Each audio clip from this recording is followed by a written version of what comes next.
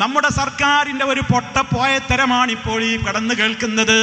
എന്തൊരു വിദ്യാഭ്യാസ വിചക്ഷണന്മാരാണ് ഇപ്പോൾ ഈ തലപ്പത്തിരിക്കുന്നത് എന്ന് എനിക്ക് എത്ര ആലോചിച്ചിട്ടും പിടികിട്ടുന്നില്ല. ലഹരിക്കെതിരെയാണത്രേ സൂംബ ഡാൻസ് തുടങ്ങുന്നത്. ലഹരി മനുഷ്യൻ ഉപയോഗിക്കുന്നത് എന്തുകൊണ്ടാണത്രേ? സ്ട്രെസ്സാണത്രേ, വിഷാദമാണത്രേ, മനസ്സിൻ്റെ സംഘർഷം കൊണ്ടാണത്രേ. അപ്പം അതുകൊണ്ട് മനസ്സംഘർഷം കുറക്കാൻ സൂംബ ഡാൻസ് എന്തൊരു വലിയ രൂപത്തിലുള്ള വിരോധാഭാസമാണ്. ഈ ഡാൻസ് എന്ന് പറയുന്ന പരിപാടി അത് ടീച്ചർമാരും മാഷമാരും ആൺകുട്ടികളും പെൺകുട്ടികളും അതൊരുമിച്ച് അവരങ്ങനെ തുള്ളണമെങ്കിൽ നമ്മൾ ഈ പറയുന്ന ഇസ്ലാമിൻ്റെ വേഷം ധരിച്ചുകൊണ്ട് അത് പറ്റൂല. അതുകൊണ്ട് സൂംബ ഡാൻസിന് ഒപ്പിച്ച ഒരു യൂണിഫോം ഉണ്ടാക്കും. അതിങ്ങനെ ആടിക്കളിക്കുന്ന തൂങ്ങിക്കളിക്കുന്ന ലൂസുള്ള ഡ്രസ്സൊന്നും ആ ഡാൻസിന് പറ്റൂല. അതുകൊണ്ട് തന്നെ നല്ല ടൈറ്റ് ഫിറ്റുള്ള ഡ്രസ്സ് വേണ്ടി വരും. എന്നിട്ടാണും പെണ്ണും തന്നെ ഒരുമിച്ച് തന്നെ അവിടെ കളിക്കും. അതുപോലെ തന്നെ അത് മണിക്കൂറുകളോളമുള്ള തുള്ളലുകളാണ്, ആട്ടങ്ങളാണ്. അതിനൊക്കെ ഒരു ഗാംഭീര്യം കിട്ടാൻ പിന്നെ എന്ത് ചെയ്യും? ലഹരി ഉപയോഗിക്കും. അവിടെ MDMA കടന്നു വരും, അവിടെ കഞ്ചാവ് കടന്നു വരും, അവിടെ മയക്കുമരുന്ന് കടന്നു വരും. എന്തിനാ സൂംബ നടപ്പാക്കിയത്? ലഹരിക്കെതിരെ.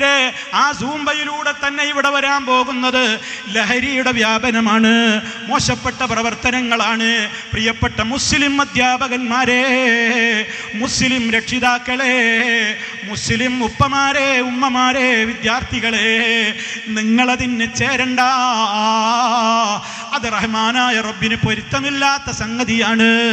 അതിൻ്റെ നിയമം നമുക്ക് യോജിക്കുന്ന വിധത്തിലല്ലാത്ത ഒരവസ്ഥയിലാണ് വരാൻ പോകുന്നതെങ്കിൽ അതിലേക്ക് നമുക്ക് കാതുകൊടുക്കേണ്ടുന്ന കാര്യമില്ലല്ലോ. നമ്മൾ ആലോചിക്കണം, എവിടെയാണ് ഇസ്ലാമികമായ കാര്യങ്ങൾക്ക് വിരുദ്ധമായി വരുന്നത്? അത് രാജ്യവിരുദ്ധമായ കാര്യമായിട്ടല്ല, രാജ്യത്തിന് എതിര് ചെയ്യലല്ല. ഈ രാജ്യത്തുള്ള ജീവിതം കഴിഞ്ഞാലും പോയി കിടക്കേണ്ടുന്ന ഖബറിൽ സുഖം കിട്ടാനുള്ള കാര്യമാണ് പറയുന്നത്. അതുകൊണ്ട് ഒരു രാജ്യത്ത് ഏത് മന്ത്രിക്കും ഏത് വിദ്യാഭ്യാസ വകുപ്പിനും ഏത് നിയമങ്ങളും നടപ്പിലാക്കാൻ സ്വാതന്ത്ര്യമുണ്ട്. അത് അംഗീകരിക്കുവാൻ സ്വാതന്ത്ര്യമുള്ളവർ അത് അംഗീകരിച്ചോട്ടെ, അവരത് നടപ്പിൽ വരുത്തിക്കോട്ടെ. അതിനെതിരെ അക്രമങ്ങളുടെ മാർഗം സ്വീകരിക്കാനൊന്നും ഇവിടെ ആർക്കും അവകാശമില്ല. രാജ്യത്ത് ആർക്കും എന്തിനും അവകാശമുണ്ട്. പക്ഷേ ഒരു മുസ്ലിമായ മനുഷ്യന് അവൻ ചൊല്ലുന്ന ഷഹാദത്ത് കലിമയുടെ ആശയാദർശങ്ങളോട് പൊരുത്തപ്പെടാത്തതിനോട് വിട പറയാൻ അവൻ തെല്ലും മടി കാണിക്കേണ്ടതില്ല. അതിന് പൗരസ്വാതന്ത്ര്യമുള്ള, പൗരാവകാശമുള്ള ഒരു ഭരണഘടനയുള്ള ലോകത്താണ് നമ്മൾ ജീവിക്കുന്നത്.